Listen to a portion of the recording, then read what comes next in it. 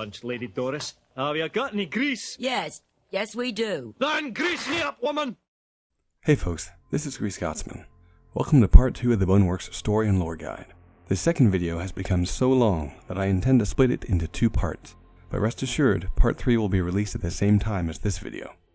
Part 1 laid the foundations for the key concepts, major actors, and landscape of the Boneworks universe. If you're unfamiliar with the Voidway, Monogon Industries, MythOS, Gammon, Saber Lake, SCP field codes, and Curvelight technology, then it is highly recommended to pause here and watch the Part 1 Foundations video. Before we go further, here is a massive spoiler warning off-ramp for anyone unfamiliar with the secrets of duck season and the general story of Boneworks. I also want to stress that while I present a number of my own ideas of Boneworks lore throughout this work, the Boneworks lore community deserves my deepest thanks and credit for hashing out several key ideas, searching for meaning among a dizzying array of details, and trying to make greater sense of the Boneworks universe. As with the first of the series, these videos would not have been possible without their dedication and feedback. I also want to express my deepest appreciation for the world created by Stress Level Zero, and specifically thanks to its lore mastermind, Alex Knoll, for creating such a rich, unique, and fascinating world. That said, Alex has shown concern for the comments and hints he reveals in the Boneworks Lore Discord channel to be taken out of context. Given the medium of video where I cannot display a full conversation for that context around Alex's statements, I want to caution you, dear viewer, that anything I present as a hint or even a confirmation from Alex is my own interpretation, and given that he is often cryptic or playful in his replies, bear in mind that my analysis of his comments may be off the mark. In Boneworks, you play through the eyes of Arthur Ford, Security Director for the Boneworks project. It's important to make clear that Ford is not the security lead for the entirety of MythOS, just the Boneworks project, and this fact constrains his access while in MythOS City. Part 1 covered how MythOS City, in the year 1996, is Monogon's virtual life simulation into which real people will soon immerse themselves upon the city's launch day. At the outset, it will be useful to clarify how the Void and the Boneworks fit into MythOS, and more specifically, how the real-world Ford interacts with MythOS in a more technical sense. Each time a user dons a headset to enter MythOS, a body user interface, or body UI, is spawned into the world. The Hexabody Configuration Body UI exhibit in the museum describes the Rig Manager and its several parts. Most items describe technical aspects of how the player's physical world actions translate to the virtual body's movement in the MythOS simulation. However, toward the bottom of this list, the UI rig is described. It contains, quote, all stored quantitative data. The Monogon supplied body UI allows for metaphysical connection between virtual and redacted storage. Metaphysical is sometimes defined as transcendent or relating to a reality beyond what is perceptible to the senses. The redacted word in this body UI description refers to the Voidway. This maps nicely with what we've already learned from the duck season lore discussed in Part 1, where Hayes and presumably Ford are discussing how Monogon is piping the Voidway directly into people's cerebral cortex. It appears that the UI rig in the virtual MythOS simulation is the explicit method by which Monogon is achieving their Voidway to brain injection. Within the game, the Boneworks is described as a backend for MythOS. In our real world, front-end systems are the objects and interfaces that users see and interact with directly. This is often called the presentation layer. A back-end system handles data processing and access. It's a layer between the user and the underlying data itself. We'll use a simple real-world website with a searchable image and video catalog as an example to help elucidate this concept. The front end is part of the website you see with links you can click with a mouse, a search box into which you can type search terms with the keyboard, and a place to display the image or video results on the web page. The web page is displayed to the user by way of a monitor or screen. The back end of this website would be its database. This system holds the file paths to the images and video data, as well as metadata about the media, so that the user can enter matching search terms to call up a specific item. It's also common for database servers to provide resources to multiple different websites. What's very important to understand here is that the user never has direct access to any of the media or metadata. Also, the actual image and video files that bear content are not stored directly in the database backend. This separation ensures that the media files are protected from the user and are only served up using very defined constraints and access permissions that are provided by the website's user interface. In this real-world example, the actual media files are on a whole other server called a CDN, or Content Delivery Network. We won't need to dive further and define CDNs for this analogy, as the important thing to understand is that it's something separate from the database backend and separate from the front-end system. So the front end is what the user sees and how they interact with the site. The backend processes that front-end input and protects the media files from being directly handled or accessed by the user. The backend also often handles services for multiple projects. The raw media files referenced by the database are the real content, but they're contained elsewhere. Now let's translate these concepts to the various matching pieces in the game. MythOS City and the virtual body UI are the front end.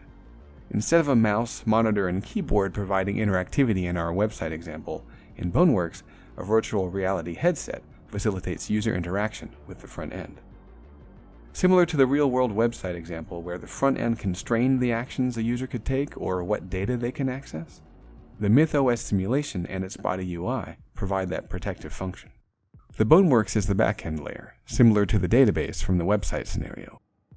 It provides a protective layer through which all access is mediated. It is also critical to understand that the Boneworks backend provides access and input processing for at least one other virtual simulation. In the Boneworks universe, Fantasyland is a game in development by Stress Level 0, and it cannot be reached directly from within MythOS. Finally, taking the analogy to completion, we have the actual media files, located in some other layer or system. In the Boneworks universe, this maps to the Voidway. In other words, the Voidway is the real stuff that is powering the MythOS simulation. It's the true content. Recall that one of the backend's functions is to provide a protective layer that prevents users from direct, raw access to the true content, in this case the Voidway. In Boneworks, one of those key backend protections is the resurrection code that Ford writes about in the break room. However, Ford has discovered a way to sabotage that protection and directly reach the void. It is this all-consuming idea that motivates Ford to enter MythOS one last time. In the opening cutscene of the game, real-life Arthur Ford plugs in a Gammon USB stick designed to sabotage Monogon's MythOS by shutting down its system clock. As we begin the game, Ford is logged into MythOS City and is performing one of his routine secondary security tasks for the Boneworks project, an anomalous object audit of various items, marking them for incineration or archival for further study and later use in the virtual world. In this context, Ford's role appears to be almost a gatekeeper or filter of sorts, catching oddities from the void so that any anomalies don't pollute the larger MythOS City. Ford uses this privileged filtering process as a way to smuggle the Gammon USB contraband into MythOS. The moment it touches his hand, the device dissolves and then fades out. Coincidentally, Duck Season veterans may recognize the blue voxelated effect that triggers as Ford makes contact with the USB device as the same effect of David's laser gun made when shooting the knife-wielding dog in the Canon and Dead scenarios. Moreover, this same effect appears when projectiles from certain Boneworks enemies detonate. Reading the messages scrawled around the break room, we learn Ford's ultimate goal is to reach the Voidway, and doing so, he's convinced, will lead to immortality. He is so consumed by this objective that he's willing to harm or steal from a Saber Lake protection agent in the real world. The Gammon headset pulled from the bloodied Saber Lake case in the opening cinematic appears to have been heavily modified to bypass MythOS failsafe measures. When the malware contained on the Gammon USB stick detonates its payload, the MythOS system clock is stopped at 3:14 and all other employees are booted from the simulation.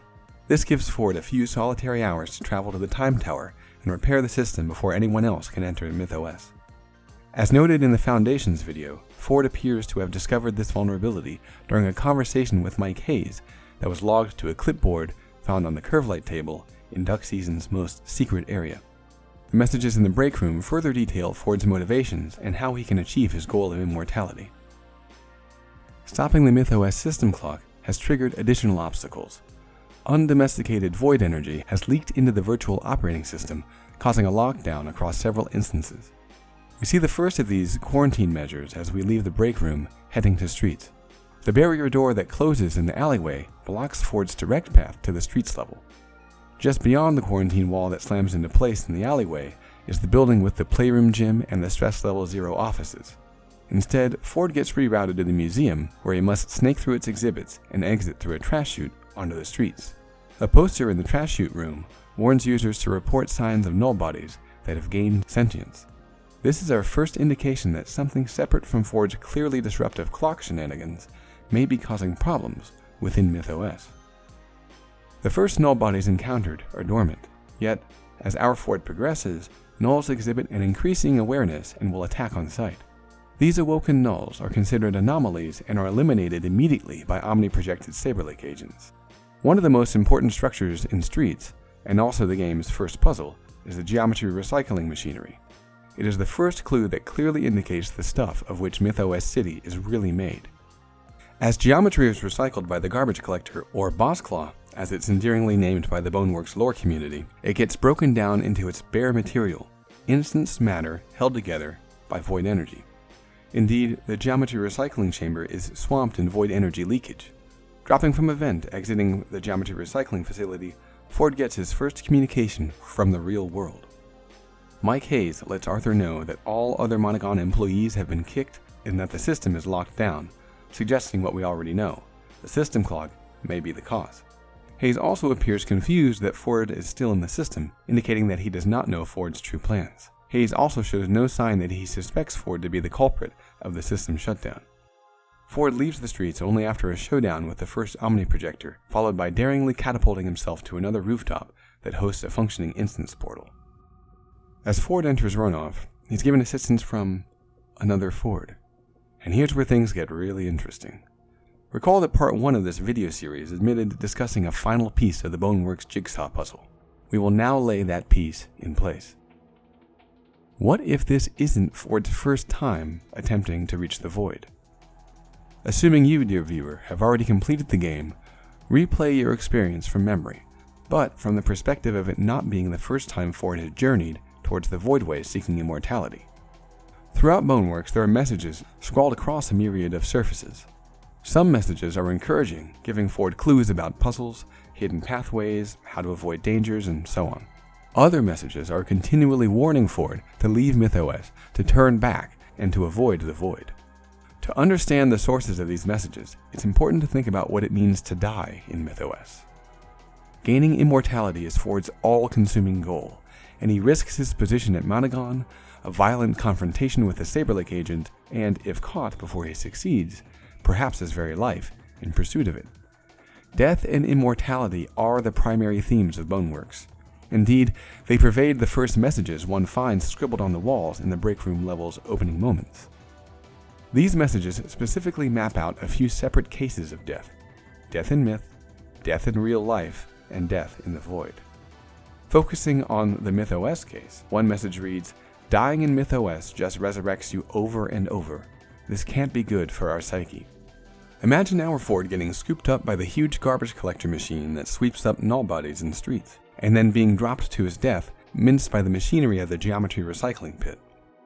After real-life Ford resurrects in MythOS City, he would likely leave a clear warning message for any future respawns or iterations of himself to ensure safe passage and increase their chances of success. That helps us understand the encouraging messages and hints, like arrows, puzzle indicators, and other progress-aimed instruction that are encountered at nearly every twist and turn. Next, let us imagine what it would mean if Arthur succeeds in reaching the Voidway. Several breakroom messages provide insight into this case. If you die in the Voidway, do you die in real life? Everyone's too afraid to try. We had to code resurrection for myth, but that doesn't connect to the void. If you die in real life, do you die in the void? Our minds are directly connected to the void. Boneworks Backend is the only thing preventing true death. What if immortality is possible? These messages suggest that dying in the Voidway may confer immortality, but hint that the physical and even virtual body won't be along for the ride, as only one's mind is directly connected to the void. According to the same message, it is the Boneworks Backend that prevents true death. A physical body dying in real life, then, may not be a true end for a mind that has reached the void. Recall that Monaghan's simulation is piping the Voidway directly into people's cerebral cortexes, according to the clipboard found on the Curve-Light table at the end of duck season. However, that void injection is mediated through MythOS and all of its systems. Ford is convinced that immortality for one's mind could be obtained if there was a way to die while truly connected to the void. But to do so, he needs to prevent the resurrection code from triggering, as this code would simply put him back into MythOS. In a hallway just before leaving the break room, a Special Containment Procedure or SCP field code denotes that this area of the break room is a safe space.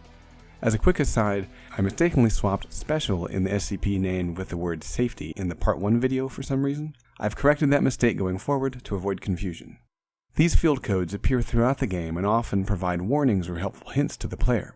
For example, the symbol for danger on the other side often provides clues about heavy omniprojector presence just beyond a doorway, while following the advice of the Stay in the Light code provides a sensible path through the warehouse level. Recall in duck season, one of David's magazines, The Crypto Hunter, listed a number of SCP field codes on the back of it. On the front of this magazine, X's call sign can be seen. It is very likely then that X is the author of the SCP field codes strewn around the levels of Boneworks. I had noticed this before, but I specifically want to accredit Baldric and Wannabe Spaceman from the Boneworks Lore Discord channel for reminding me of this important connection. In the safe place of the break room, Ford notes his plans to create the conditions by which he could achieve immortality in detail. Theoretically, if we can somehow stop the system clock, we could disconnect the resurrection field outside MythOS chambers. We could resurrect in the void. First, note the use of the pronoun we. This hints that Ford may be aware of his other iterations. Second, in the Foundations video, recall that the void connects and undergirds all realities. Time and space have no meaning in the Voidway. This means that, if successful in achieving immortality, Ford, whatever he becomes, will be unconstrained by spacetime. What if upon achieving his goal, Ford discovers some hellish price for immortality or uncovers an unforeseen consequence of entering the void? He may feel compelled to return to MythOS to try to prevent other iterations from reaching the Voidway. As a result, the world is littered with hundreds of warnings imploring Ford to turn back. To reduce confusion going forward, I'm going to borrow the labels adopted by the Boneworks lore community for the various incarnations of Arthur Ford. The Fords who want to gain immortality and have not yet reached the Voidway are pre-Fords. Ford characters who have reached the Void will be called post-Fords or Void Fords. The Ford in the live-action cutscenes will be referred to as real-life Ford. And finally, the in-game Ford character the player is controlling will be named Our Ford. If you're wondering if this multiple reality, multi-dimension, multi-Ford convolution is accurate, please rest assured that Alex from Stress Level 0 has indicated it is at least on the right track. When this concept was first voiced by the lore hunters, one of Alex's first responses was, "Anyone ever watch Primer?" Let's pause our Boneworks lore journey for a moment to discuss this film. I'm going to leave out a ton of details for the sake of time, but Primer is the 2004 movie in which two engineers create a device, a person-sized box, that allows one to travel back in time to the moment the device was turned on. Using the box and traveling back to the point in time it was turned on means that there would be two versions of the same person in the world. The person who switched the box on, and the copy of themselves that got into the box in the future and traveled back in time to that point. As one can imagine, this can get very complex very quickly, as entirely new events can be generated based off of the actions of each person or their time-traveling doubles. The specific mechanics of the movie are not essential to Boneworks, but the concepts introduced by the film clearly have an influence in the Boneworks storyline. The first concept is the idea of multiple versions of Arthur Ford. This has already been touched upon when talking about the mixture of warning and encouraging messages found throughout the game.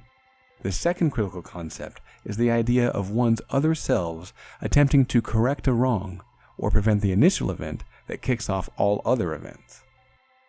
For now, let's return to Ford's journey toward the Time Tower's system clock. Ford has been given help at the outset of Runoff from what the lore consensus believes is a pre-Ford, an iteration of Ford that is struggling to obtain immortality. Yet this Ford appears to have a receding hairline, suggesting that he may be some altered or older version of Ford. In the game, the only other versions of Ford to share this hairstyle are the VR Junkie Fords. It's unclear what this Ford's appearance represents, because unlike the VR Junkie Fords that are hostile to our Ford, this character offers us assistance in the form of our first rifle. The VR junkie Fords encountered later in the game appear to be consumed by their VR within VR experience, and are hostile to anything that disrupts them. VR junkie Fords and all other NPCs will be covered in greater depth shortly. Also note that the names of these NPCs come directly from their labels in the in-game utility menu. However, Alex has cautioned lore hunters that the utility gun names are not necessarily related to the lore. In the Discord discussions on this helpful Ford, Alex only confirmed that this character is indeed a Ford, and, when pressed to confirm their identity, Alex's reply suggested that we would need to wait for him to make future games. Perhaps this is a glimpse of some version of Ford that we'll meet in a future game? At this point, the safest answer is that this Ford's identity is unknown, and according to Alex from SLZ, we may need to wait for a future game before truly finding out. Reaching the other side of the gate under which this helpful Ford slid the rifle, we see a train station nearby, but the direct path has been blocked by a force field imposed by the quarantine lockdown. Diverting through the spillways and trenches and running headfirst through an army of omniprojected Saberlick agents, Ford encounters the game's first early exit Fords, more commonly known as zombie Fords. Nearby this initial sighting is the first large-scale Melon Belly distillation operation. In fact, most encounters with the early exit zombies include some large supply of Melon Belly, and I do not believe that this is a mere coincidence. This next section will cover most of the enemy NPCs and offer as much detail as possible about their motives and reactions to Ford and other NPCs.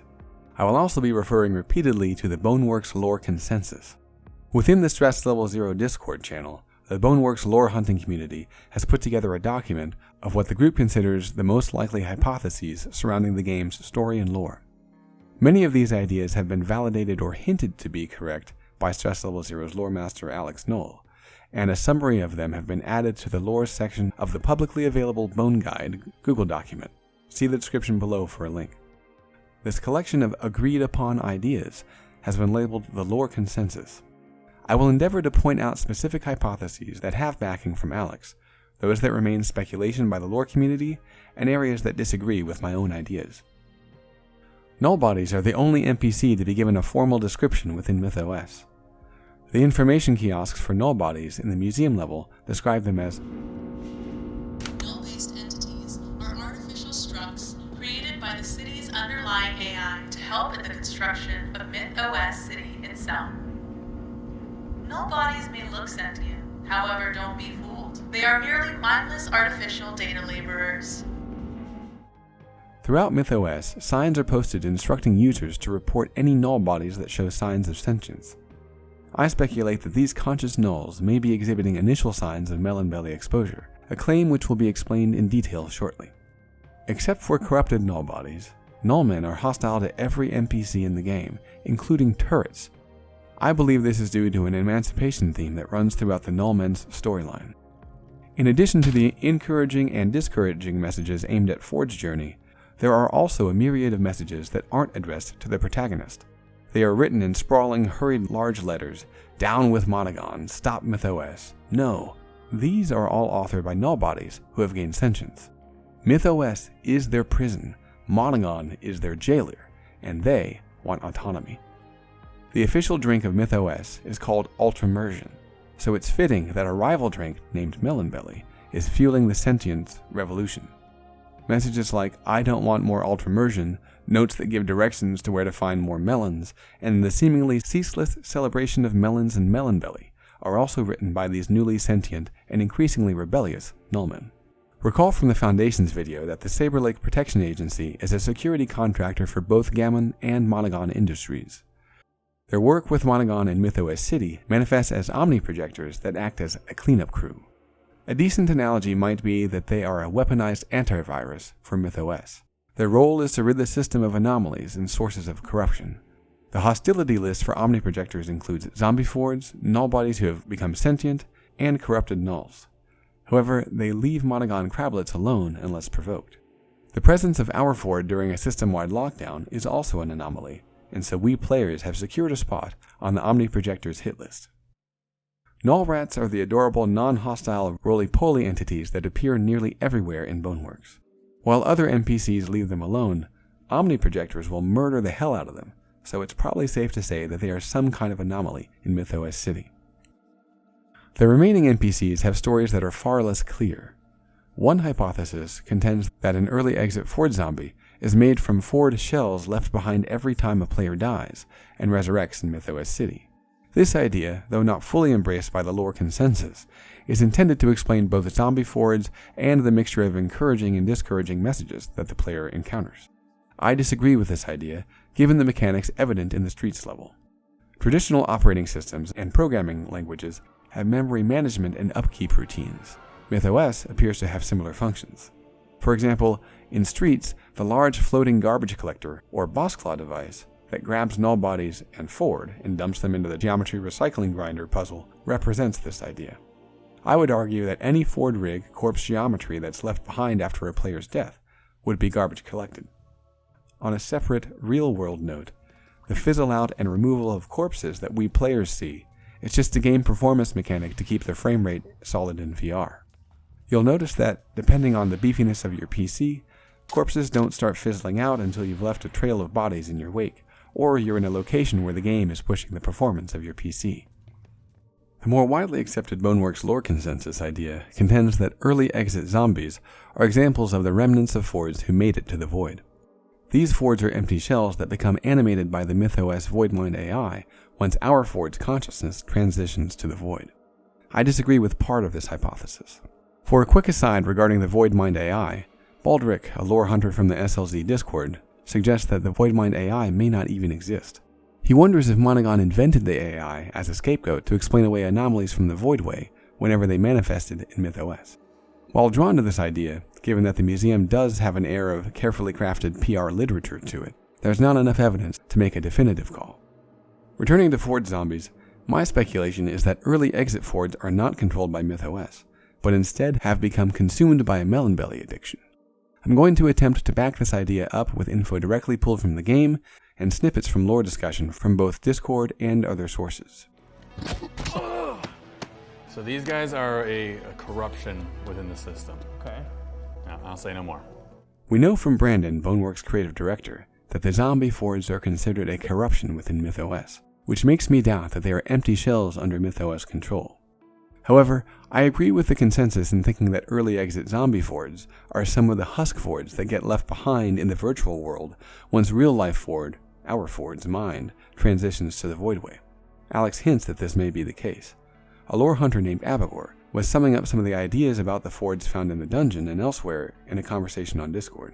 Alex appears to agree with the assessment that the clones of Ford have lost something and appear to be shells. Given the ocean of messages that we see both encouraging and discouraging our Ford's journey reaching the Void, the confirmation of a multi-Ford universe by Alex, and references to the movie Primer, it is fair to guess that we, the player, are merely playing an iteration of a multitude of successful attempts to reach the Voidway, assuming that you beat the game. In other words, there are tons of other husk Fords that were an offshoot of other attempts. These husk Fords, left behind after an iteration of real-life Fords crossing into the Void, have three outcomes. 1. They stay in Fantasyland where we find them in the dungeon map. 2. They get further immersed into MythOS by way of crablets and become VR junkies. 3. They become addicted to Melon Belly and turn into zombie Fords. Before explaining these outcomes, we need to dive headfirst into a vat of Melon Belly. Alex from Stress Level 0 has indicated during discussions on the Bone Lore Discord channel that null bodies were taught how to ferment melons by a being or beings from the Void. Melon Belly is a drink made of hand-grown void melons fermented in time pods for infinity, extracted with pure light. And as an interesting note, when Alex has talked about this process, instead of pure light, which is written on the barrels found in Boneworks, he used the term void light. Due to Melon Belly's corruptive nature, melons are now illegal in MythOS. Alex from SLZ added, I mean, they weren't illegal, but then Redacted showed them how to ferment them in void light, and well, you know how it goes. Let's hone in on that. Melon Belly is made of melons fermented in the Void. Drinking Melon Belly, then, means consuming the Void itself.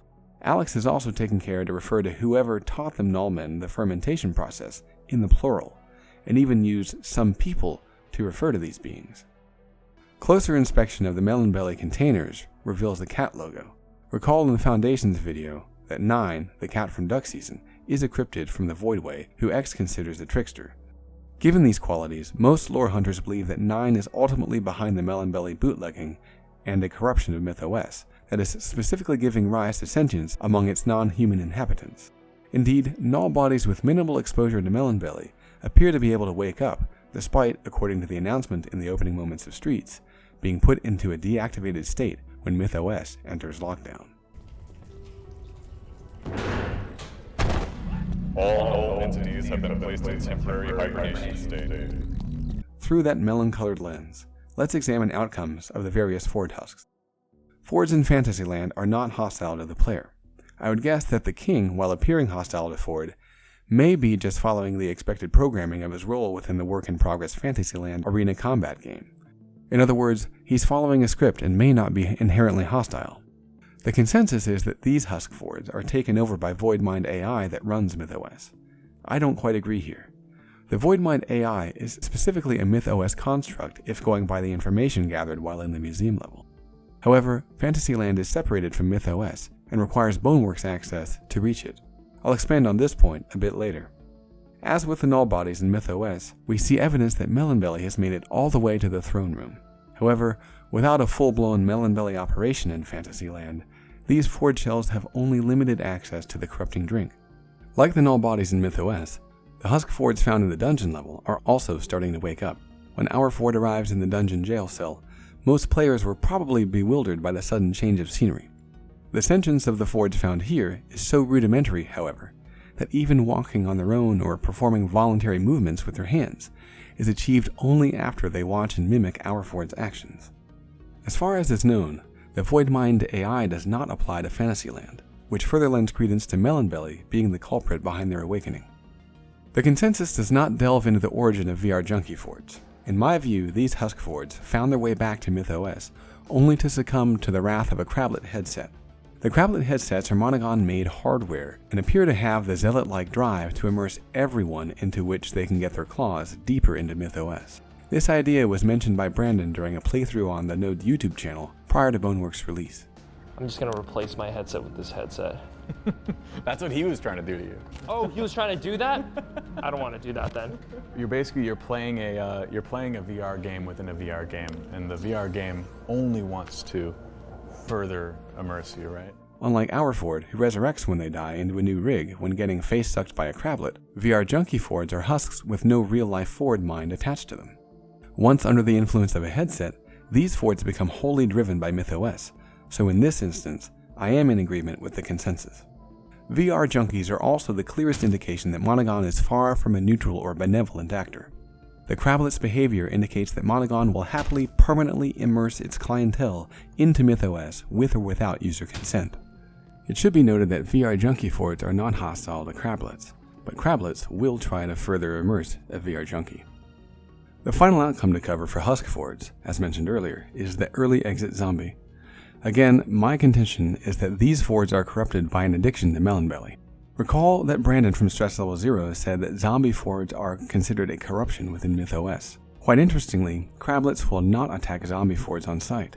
I believe this is due to the zombie Fords being corrupted by Melon Belly, and either the Crablet programming is sophisticated enough to avoid contaminating itself and MythOS with the corrupted zombie Ford, or perhaps zombie Fords are so deeply altered that they are no longer recognizable as an immersion target by Crablets. Similarly, zombie Fords do not attack Crablets. In fact, Crablets are the only enemy to which zombie Fords is not inherently hostile. However, the dance rave in the tower suggests that Crablets do sink their claws into zombie Fords on occasion, and, when they do, it has very interesting and anomalous results. There is one other NPC in the game that is also considered corrupt. Null bodies that have become addicted to Melon Belly became corrupted null bodies. Like the zombie Fords, these null bodies are almost always found near Melon Belly bootlegging operations. Their addiction has altered their appearance from an orange mass wrapped in wireframe to a more solid, splotched purple and yellow entity. Unlike their uncorrupted null body counterparts, corrupted nulls have grown teeth. However, while Crablets will not openly attack zombie Fords, they will attack corrupted nulls on sight. This hints to me that corrupted null bodies are not as far gone as zombie Fords, as Crablets recognize them as a viable target for further immersion. That covers all of the NPCs we encounter in the game. There are a few more NPCs obtainable for play within the sandbox and utility gun use, but they do not make a lore-worthy appearance in the game. To summarize, Melon Belly is a corrupting influence within MythOS that appears to initiate sentience within the entities that consume it. Null bodies suffering a Melon Belly addiction become corrupted nulls. Similarly, husk fords under Melon Belly's influence appear to become zombie fords. Among these examples, zombie fords appear to be far more deeply contorted by their Melon Belly addiction. Their bodies seem to be literally splitting at the seams with the abundance of void energy that now riddles their systems. When provoked, some of these zombie fords can even burst forth a blue bolt from their hands. This concludes Part 2 of the Boneworks Story and Lore Guide. Part 3 is already available and will open with the game's first sighting of a void ford as we finally return to Arthur Ford's journey. Thanks for tuning in.